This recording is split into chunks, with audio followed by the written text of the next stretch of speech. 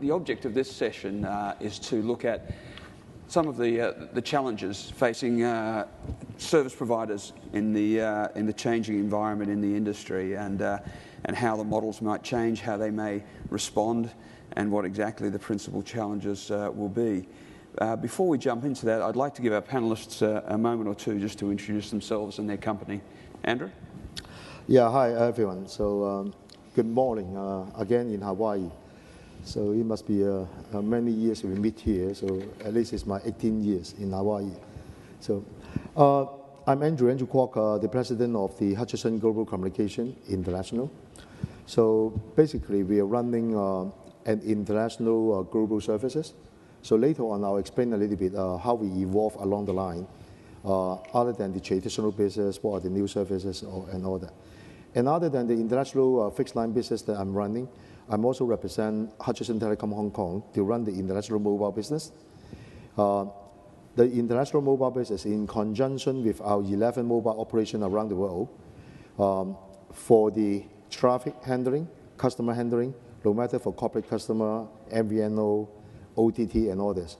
Again, I'll explain a little bit later. My third role is to handle all the international carrier, local carrier, mobile carrier, for their requirements in Hong Kong and also in the fixed line business. Thanks a lot. Anthony. Thanks, John. Hello, everyone. Pleasure to be here. Hope you're having a good conference so far. Like Andrew, this is my 18th year at PTC.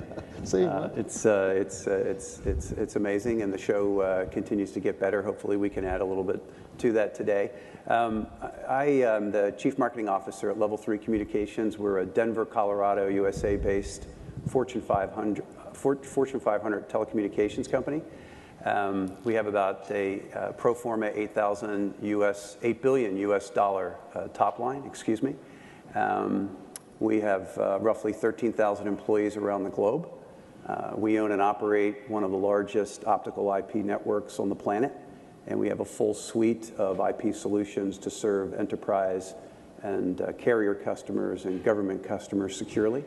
My team and I were responsible for product development, product management, global customer experience, and corporate marketing for our company.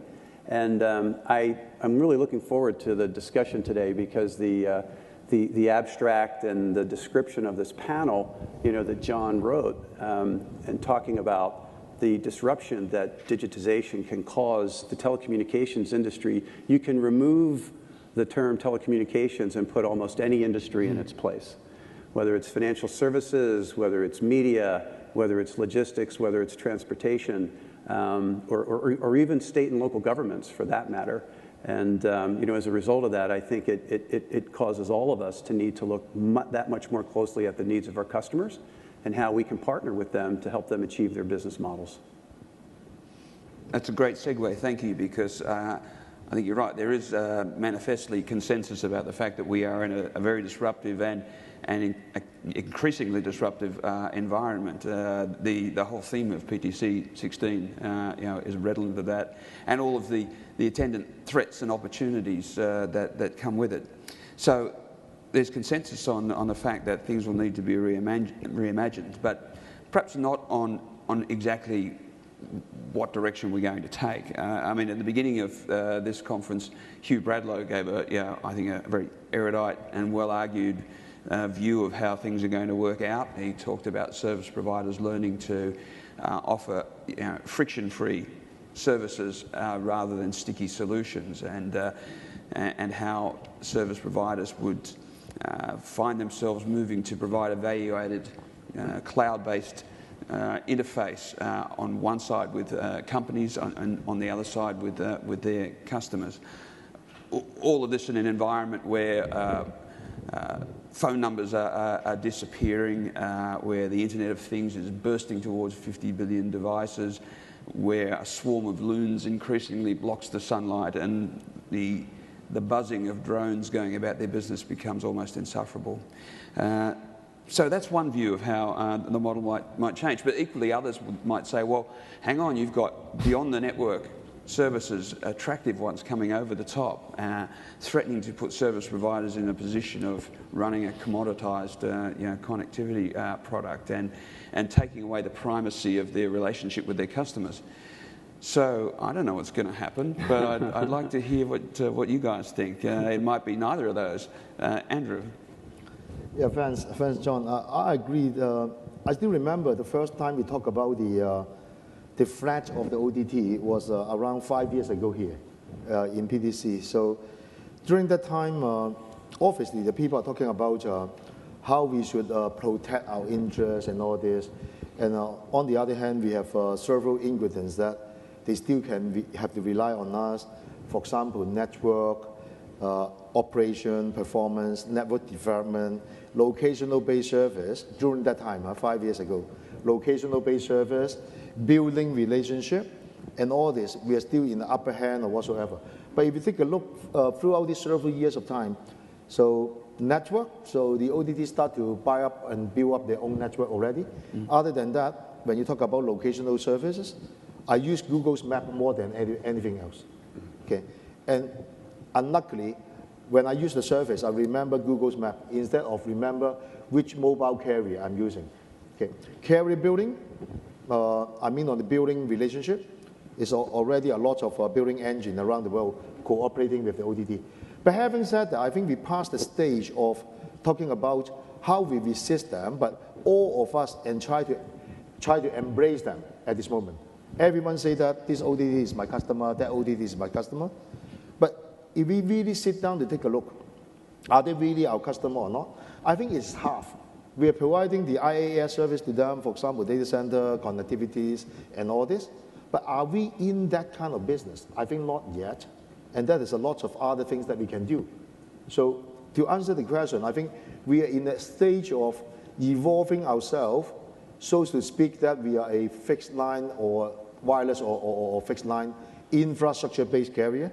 We are half moving in from against them to embrace them, but we are only midway in involving in their business, where ours is a telecommunication business, there is a community service or communication service. So I don't want to drag on, but later on I may give out some example that what should be and what are the opportunity of contribution from the carrier in involving ourselves a little bit more into the OTT business, where at this moment we're only midway in providing some infrastructure-based business, but not in-depth enough. I think that's a great point. At what, back up just a second. OTT, our company, we love OTT. We love the trend. We love the dynamism of what the segment has afforded us, and that's largely because of a native CDN capability and a broadcast capability that we have from an infrastructure standpoint. And if you believe the statistics that are out there, they're actually quite profound. I was looking at one recently where almost 71% of customers have been, the OTT players have penetrated roughly 71% versus paid. That's roughly 77, 78%. So it's almost at par, with paid channels. So I agree with Andrew. This is a well-mature, trend that's continuing.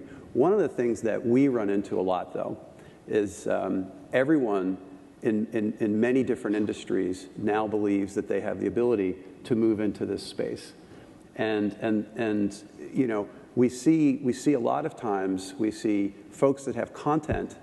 And one thing that's very public partner of ours is Major League Baseball, and Major League Baseball has phenomenal content in North America, and in some countries outside of North America as well, for that matter. But that's an arrangement where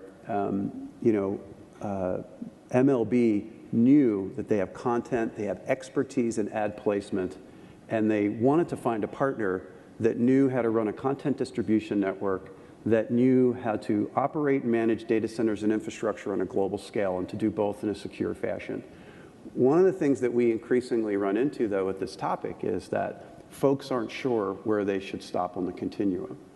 And we find ourselves from a solutions approach and a management approach very often counseling some of our clients and saying, do you really want to run a network? Or are you in the content business? Are you in the media business? Are you in the entertainment business? Stick to your knitting and let us help you do that. So that's kind of the rub, and I think that's probably the next phase of what we're going to see with that trend. There's an inherent potential for instability and conflict where that ground and the boundaries around it are still being defined. You're in transition, and that can be the most vulnerable time when you're changing your pants and the threat appears. How long do you think you've got to complete the transition, to complete the journey to whatever your new model will be? Okay, thanks, John. I think it is a very difficult question. Okay, so on one hand, I try to qualify the transition first. When we are talking about reimagining the communication business, frankly speaking, I still see that a very important piece of our business will stay as it is. When you compare the OTT business with our so-called traditional business, you always see that the OTT are going into a big population, standardization, this kind of model. You cannot ask them to go to a country who only got maybe 3 or 4 million people, no matter how is their business going. But having said that, for our traditional business, our corporate customer, they may want to build a factory in that country. They may want to have a telecom service into that country. I think what I mean is that for that piece of business, I think it will be still untouched. But however, we obviously have to evolve that. Okay? So taking away this piece. Another piece is for those big OTT opportunity which is coming into our doorstep. In the past, we regard as competition. Now we embrace them. And then we're talking about evolution. My timeline for this will be ongoing, owing to the reason is that our traditional service is not as good as the OTT service. Some of them. Take, for example, SMS against WhatsApp instant message. If we are as good as them, we already win over them. Why they're taking away the business? So low cry wolf on this one. So for this type of a traditional business, I think we need to evolve. But on the other hand, we are providing our infrastructure to them, which is still, I think, is not good enough. Our plan and also what our action is nowadays is that other than to welcome them into our network, provide them with services, help them to launch the service, I think we need to change our business model from, this is the telecom service that I have. Okay, you want which one, you pick it. We try to reverse this model too. You tell me what kind of service you want, and I'll bundle internally and give it to you. Mm-hmm. So the comparison is, in the past, an opportunity come into just like a restaurant. They sit down there, and then the kitchen will say that, I have chicken, beef, cooked in this way, you take it. It's just like our MPLS service, our SMS service, our voice service, our GEPL service, our list line service. You take what? The best I can do is to bundle this and give it to you, but still the fundamental is this kind of business, it's services. I think in the future, the demand will not be the same. We have to chop our business even further into smaller pieces so that when the opportunity comes, we tell them, what do you want? And then we'll bundle all this piece and give it and to serve them. So answer your question, what will be this process? I don't think this process will end in a short period of time. Only to the reason is, if we are heading to this and doing this, that means we are really involved into the OTT business, stepping in the doorstep, because the relationship and also the involvement will be much deeper than nowadays. So I hope and I wish it will be an ongoing process. Mm-hmm. Thanks. The previous session focused on what's happening in the cloud space and the different models bit. private cloud, public cloud, multiple clouds, hybrid. Can you talk a little about how you think the service providers will fare in the hybrid cloud environment? You know, how do you maintain customer intimacy? You know, what's the future hold on that front? I'll start that. I'd be happy to address that. I guess I always try to remind my team and the folks in my company to start with what a customer is trying to solve for.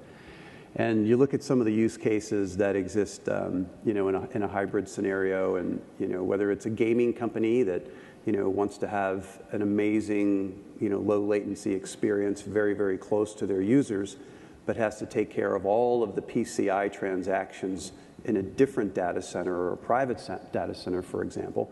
That's one use case. Another use case, might be an enterprise, and we're seeing this increasingly, where they want to access their productivity apps in Azure, for example. They want to do their dev, test, and runtime development in the Amazon cloud, and perhaps they want to develop some big data analytics solutions with GCI.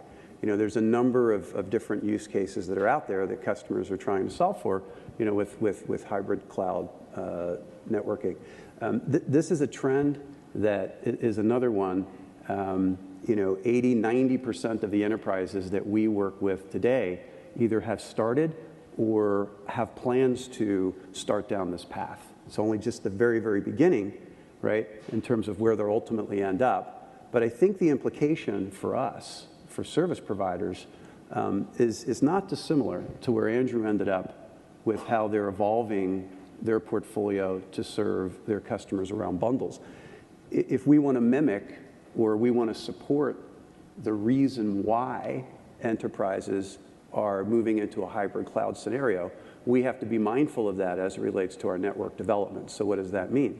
We want to be able to have a network that is on demand.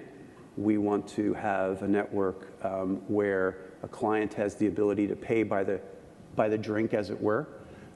We need to be mindful of the security approach. Yep. In the hybrid environment.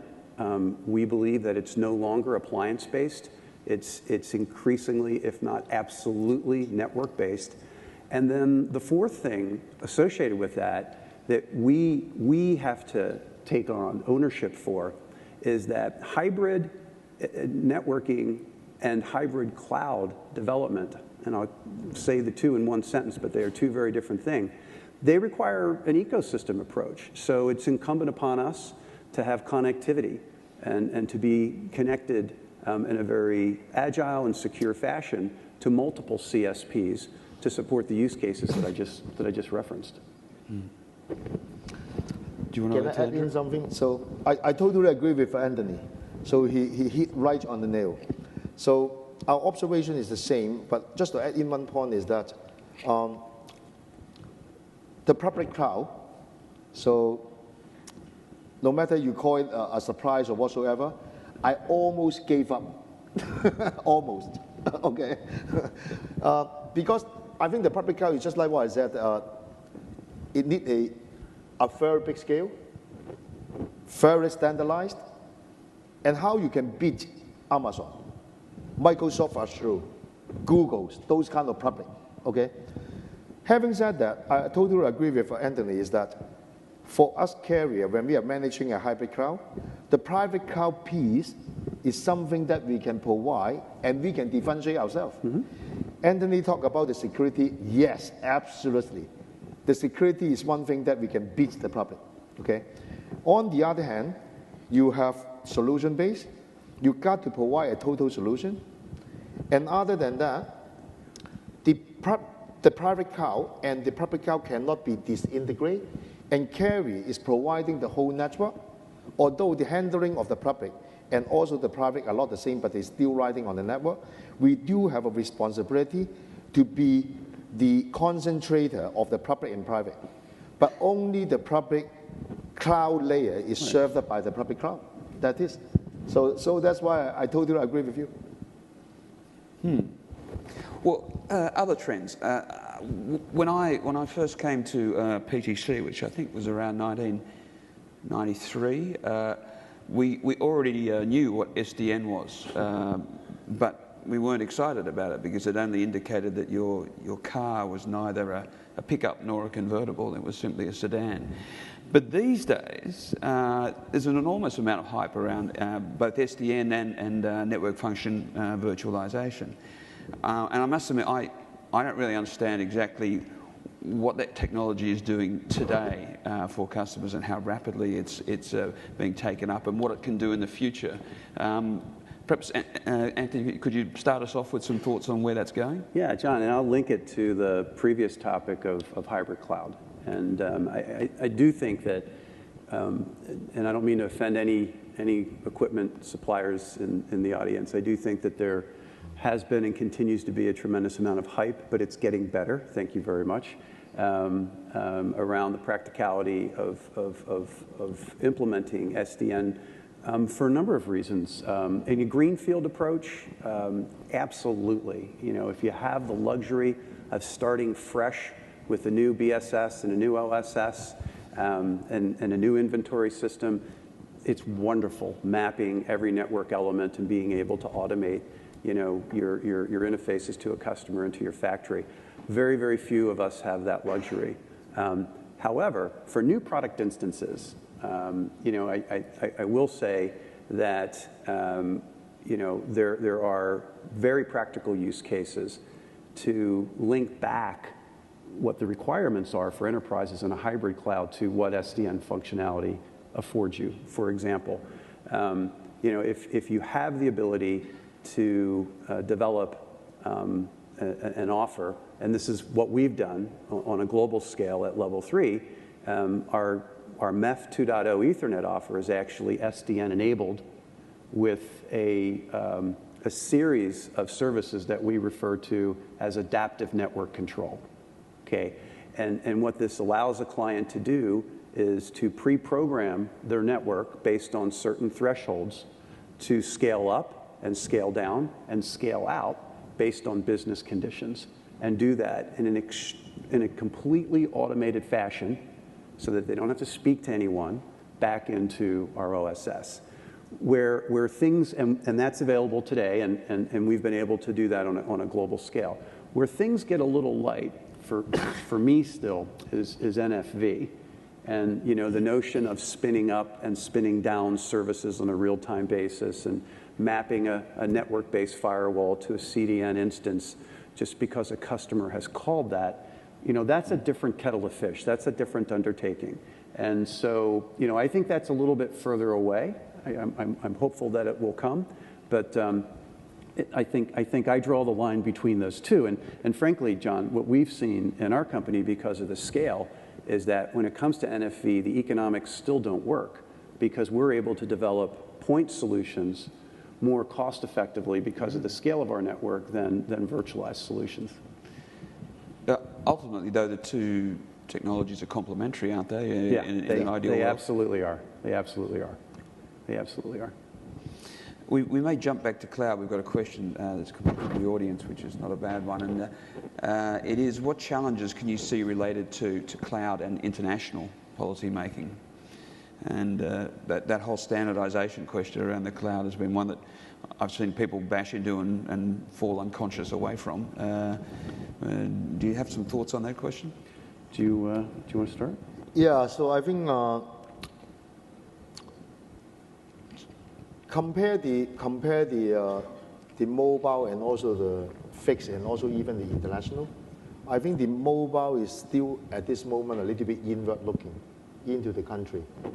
However, for international and also for the cloud services, I think it's a pretty outward looking.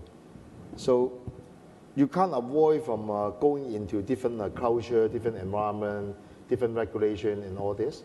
So having said that, I think our ongoing development of our cloud service around the world is to mix and match with different environment and also different partners around the world so that we can adapt it to the different environment and different situation.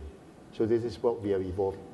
But do you find particular challenges in the way that that existing regulation does or doesn't control cloud-related issues, differently in separate regions? Data sovereignty and privacy rules. We're a global provider, and we have a very, very specific policy, which is that we will play by the rules in every market that we operate in, and within what the local regulations need to be. And in some cases, that does inhibit our ability to scale. It may inhibit our ability to provide a more cost-effective service. But I think that's just the nature of global telecommunications. I think, frankly, it's arrogant of any carrier to think that their standard is the right standard. And to do good enterprise and carrier and government support, you need to be agile. This is also why the international business is that exciting. That's right. Otherwise, if everything is standardized, we only need to have one node around the world and serve everything, is it? So we disperse our network into different POPs, into different policy, and all this is to adapt the very different variety in the world. So that's why international business exists. Agreed. It's an interesting question, John. Yes. Yeah, I'm going to incorporate it in a topic that we absolutely must talk about, I think, and that is the question of, or the reality that whatever model service providers move to in coming years, the success of that ultimately depends on the impact on their customers and the relationship with the customers. We've got somebody asking us, well, can telcos offer more services at the application layer, and how can telcos better attract application providers? Let me wrap that in with the question of, how do you ensure in this transitional process that you are able to still provide an attractive customer experience and that customer relationship can endure? Andrew, would you like to start? So in this case, I'll answer your combined question first, and it is a very interesting question, talking about, sorry, I'm getting old, so talking about more service, how telco can offer more service on the application layer, and how we can better attract the application provider. But I answer the question first on the how to keep the loyalty with the customer. Okay, so in a sense, so I think it is a must. It's a must. But however, it is also related to this question, which I don't think the telco should be too silent and too gentle at the back. Just like what I mentioned, when I'm using a locational-based service, I remember I'm using Google's map, but I do not remember who is the underlying wireless provider. It's AT&T or T-Mobile or Verizon in the US. So this is something that is a little bit insufficiency in the way that we're acting. So other than what I mentioned, the midway to provide a service, embrace the OTT, I think we have to do exactly what the question is telling us to do, ask, go a little bit to the front, cooperate with the OTT, but plug your name into it and contribute your value. Saying that is easy, but having said that, there's some development, and also within our organization, no matter on the mobile or on the fixed, other than to provide infrastructure-based service, we are doing something called digital hub. The digital hub is basically to make full use of the network, to provide service to the OTT, so that they can launch their service in a more effective manner and more profitable manner. So just to name a few, what does the OTT they don't have? Relevance. So we always call this DPI, deep packet inspection, but it's only a subset of the relevance. Relevance is the data analysis and everything, and other than that, carrier building. Other than that, network development, network joint development. And other than that, the branding also. Because what I can see is that in the past several years, several big OTT come to the stage and seems dominant the OTT area. But now more and more OTT comes up. Actually, the OTT is competing with each other. They need brand name, they need network, they need data in our network. They need all this to compete among themselves also. This is the time that we should establish something just like what I call the kitchen relationship and the opportunity relationship. Instead of putting up services, we chop down our services into very tiny pieces and ask them, what do you want? We cook it, and then we eat it. However, remember, we have to eat with them together and push our brand name to the front. It's the age-old challenge, really, isn't it? You know, how much channel rub do you want to generate as opposed to going pure play sort of wholesale and taking the risks that come with that? Yeah, and there's another piece of that too, and I just so everybody doesn't think Andrew and I agree with each other all the time, I only agree with half of what he said. Okay, that's good. Okay, and here let me just share a point of view. I don't know the answer to that question. I think the jury's still out. It's interesting to look in the industry right now and see the number of service providers, telecom providers, that are actually going in the other direction. Okay, they're divesting or they're putting up for sale their data center assets and their CDNs and they're de-investing. And there's a whole host of reasons for it. You know, it's a different skill set, it's different talent. The market has shifted. They want to move into the wireless business.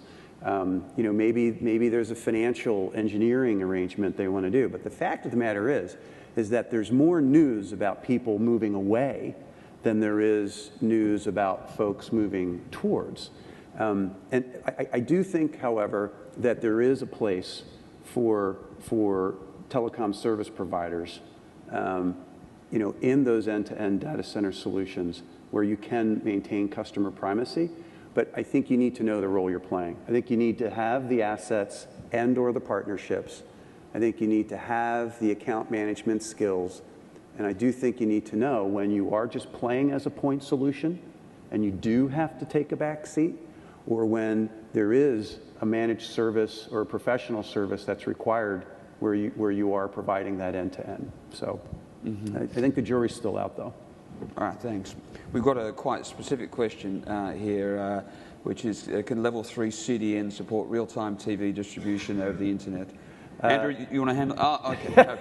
Yeah, I'll take a stab at that, John. Andrew, if that's okay. The short answer is yes. In fact, just a couple of weeks ago, and this is in the public domain, we actually live streamed an NFL game through Yahoo for the first time with great success. So we do have the capabilities to do that. Another talking point that we see a lot of is the Internet of Things. We are apparently at 13 million connected devices now and heading for 50. Can I ask both of you, what do you think will be the service provider's role in facilitating the Internet of Things and its development and emergence? And what are the main obstacles that you see to harnessing the opportunity of IoT? You know, is it in being able to access the right sort of spectrum at the right price? Is it in having low bandwidth networks that have the appropriate reach? Is it security? Is it the threats of fraud? Is it the conflict between privacy requirements and open data requirements? How do you see this playing out, Andrew? So yeah, IoT is a very big topic, but if it's narrowed down into a service operator role and responsibility and also the challenges, I think the coverage and also the standardization is both the opportunity and also the challenge. So that's why in Hutchison we keep on investing in our mobile other than our fixed line international business. So as to enhance our coverage. But what is coverage in telecom we regard as eyeball in the wireless environment? Okay, we regard as eyeball. So now we accumulated to 100 million eyeball already around the world. So we'll keep on doing this. So having said that, it is not enough. If you're talking about the IoT, basically your coverage to reach a kind of economic scale, you need to have a much bigger coverage and eyeball in this part of the world. Basically, we are going through our own development and also going through partnership. For example, my mobile alliance in Asia, 280 million customer. So this is all going towards this target. Having said that, on the coverage, I think the standardization is also a very major opportunity and also challenges. In the wireless world, we have the GSMA association, yes. But in the international fixed line world, just like what I mentioned in the capacity media in 2013 during the Executive of the Year award, I said what the international fixed line operator lacking of is a little bit formal organization to standardize all this. For example, we are providing some IoT services to the meter company, I mean in Hong Kong, for the water measurement. We are providing the SIM module for the bus in Hong Kong. But however, all the requirement, the network, topology, even the thinking are different. So how many times you can tailor-make to fulfill the requirement of different IoT? Microwave is an IoT, refrigerator is another IoT, a clothes is another IoT. So I think the standardization is both an opportunity and also a challenge also. Thank you. Anthony? I mean, I'll just quickly, I believe that standardization and security are key challenges. I will say, however, that in the near term, there's a number of use cases that are very attractive around the industrial internet. And I'll just share a couple of experiences that we've had with customers, manufacturers of large and heavy equipment for job sites and things like that. You know, not refrigerators yet that tell you when to order eggs and milk and things like that, but you know, in some of these large construction projects, it's not uncommon to have hundreds of heavy equipment vehicles that are being operated day in and day out. And this one particular company, they started off as using sensor technology and storage technologies and a logistics program so that they were just able to keep track of it. And we provided them a Wi-Fi solution that was integrated into a wide area network back to a central data center for analysis. That's now evolved where they're marketing that solution to construction companies, to tell them, when maintenance, the actual patterns of use, who's using the equipment properly, who's the most frugal with gasoline, et cetera, et cetera. So I mean, I think there's some very interesting vertical examples that will precede the more B2C or consumer examples. Right. We've traversed a number of trends in this discussion, and I found it a very enjoyable one. We've got a final question, I think, coming from the audience, which is, what do you think is the #1 industry trend that we should be paying attention to? Is there a killer development that ranks above even those that we've talked about today? The golden bullet, as it were. Yeah. From our perspective, it's secure hybrid networking. Secure hybrid networking. And that includes hybrid WAN, which is the integration of the internet with some kind of private infrastructure like MPLS, okay, and hybrid cloud. And knowing how to integrate those two environments, to us, that's for the next 3 to 5 years, the #1 area that we're focusing on. Thank you. Andrew? I try to put another angle. I agree with Anthony, but I put another angle is that the #1 trend I observe is a heavy acquisition and merger in our industry. So this is further consolidation. Yeah, further consolidation. And the #2, I try to add in the #2 is that I think there will be highly differentiation in our industry. Some will become a pure infrastructure-based business. Some will be more solution-based. And within that solution-based, some will cooperate with the OTT in a very deep way to penetrate into the market. Fantastic. Well, gentlemen, I must say you've done a a very, very good job of chewing on the unknowable today, and it will be fascinating to see where we are next year when we come back to PTC. Ladies and gentlemen, please will you join me in thanking our panellists today.